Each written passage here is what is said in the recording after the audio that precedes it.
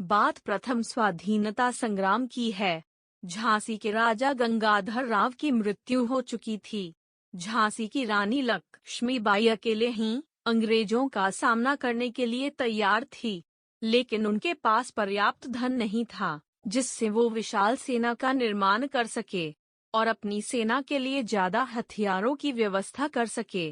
रानी ने झांसी के सभी धनाढ्य लोगों और व्यापारियों को अपने दरबार में बुलाया और उनके सामने अपनी समस्या बताई तथा उनसे आर्थिक सहयोग मांगा। वे सभी व्यापारी और धनाढ्य लोग अपने अपने घर चले गए। उनमें अनुस्वार से कुछ लोगों ने रानी को सहयोग देने का निश्चय किया।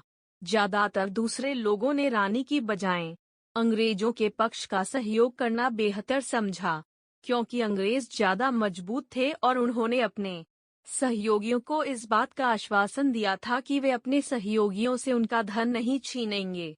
और इसका नतीजा यह हुआ कि रानी लक्ष्मीबाई ना तो अपनी सेना का आकार है ही बढ़ा पाई और ना रानी की सेना बहुत ज्यादा हथियारों से युक्त हो पाई। जब रानी लक्ष्मीबाई और उनकी सेना की लड़ाई अंग्रेजों से शुरू हुई तो उन्होंने अंग्रेजों से वीरता से लड़ाई लड़ी, लेकिन छोटी और कमजोर सेना अंग्रेजों से पराजित हो गई। रानी लक्ष्मीबाई भी बुरी तरह से घायल हो गई। घायल रानी को उनके कुछ वफादार सैनिक बैलगाड़ी से युद्ध क्षेत्र से दूर एक झोपड़ी में ले गए। रानी को अपनी मृत्यु का एहसास हो चुका था। रानी ने कहा, मेरी मृत्यु के बाद झोपड़ी के साथ ही मुझे जला देना, ताकि मरने के बाद भी अंग्रेज मेरी लाश को भी हाथ ना लगा सके। रानी वीरगति को प्राप्त हुई। रानी के कहे अनुसार उसे झोपड़ी के साथ रानी की चिता जला दी गई। युद्ध में झांसी की हार हुई और अंग्रेजों ने झांसी पर कब्जा कर लिया। अगर उन धनाढ्य लोगों ने लक्ष्मीबाई की मदद की होती है तो अंग्रेज हार जाते और प्रथम स्वाधीनता संग्राम का परिणाम कुछ और ही होता।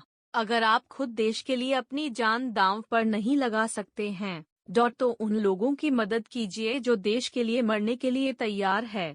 आप धन संपन्न या शक्ति संपन्न है तो आपकी निष्ठा अपने देश के प्रति होनी चाहिए, अन्यथा आप खुद को सुरक्षित रखने के चक्कर में अपने देश से गद्दारी कर बैठेंगे।